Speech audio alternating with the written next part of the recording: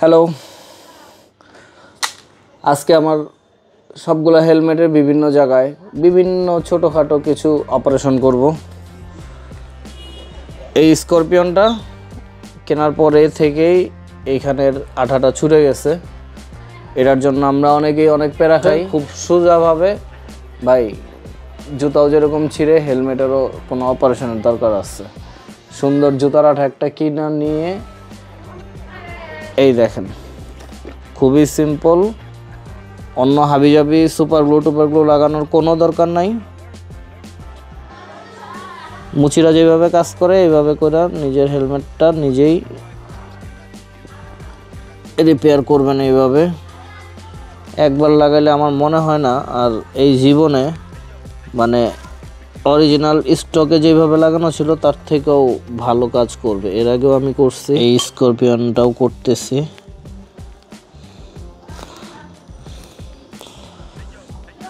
আমাদের গ্রুপের মনে হয় একজন দুজনের এক্সলাইটেরও এই সমস্যা হয়েছিল, যে এই যে রাবারটা নাকি ছুঁইটা যায়।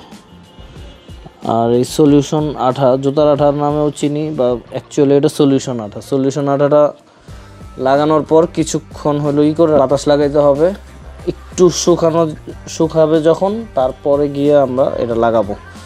আর প্যাডিংটা আমি আগেই অলরেডি খুলছি, কারণ প্যাডিংটা যদি ভিতরে থাকে তাহলে এটা পারফেক্টলি লাগাইতে গেলে ঝামেলা হবে। আমার পুরোটা খোলার দরকার পড়ে না, এই জন্য জাস্ট এই সাইডটুকু খুলে এবার একটু শুকানোর পর এটা লাগাবো। 5 থেকে 10 মিনিট এটা শুকাইছি আমি।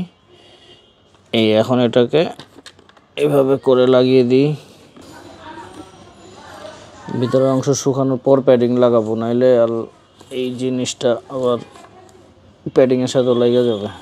আর আশেপাশে এই যে এইখানেও আর একটু ফাঁকা হয়ে গেছে, এই সাইডটা লাগানো হয়েছে। এবার এই পাশটা, তার মানে আমার মনে হইতেছে পুরো প্যাডিংটাই খোলা উচিত, নাহলে আবার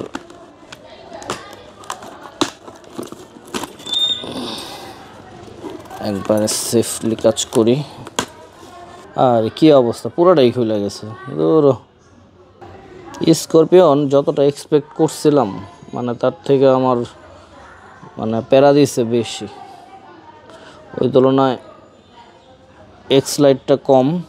আর এজিবিটা তো বস। এজিবিটা দেখো, সব থেকে রাফ ইউজ করছি এই হেলমেটটা এখনো পর্যন্ত, মানে বিন্দাস। কোনো রকমের এক ফুটা প্যাডিং কিচ্ছু খোলার কোনো নাম গন্ধ কিচ্ছু নাই। প্রায় 6-7 বছর হয়ে গেছে। আর এক্সলাইটটা হাইওয়ের জন্য বেস্ট পারফরমেন্স দিছে আমাকে। আর স্করপিয়নটা আমি খুবই হতাশ, হাইওয়েতেও তো না, আর হইলো আমার সিটি রাইড কোনো জায়গায় নাই। মানে এটা 2 দিন পর হইলো আমার রিপেয়ার, এটা সেটা নিয়েই ব্যস্ত ছিলাম।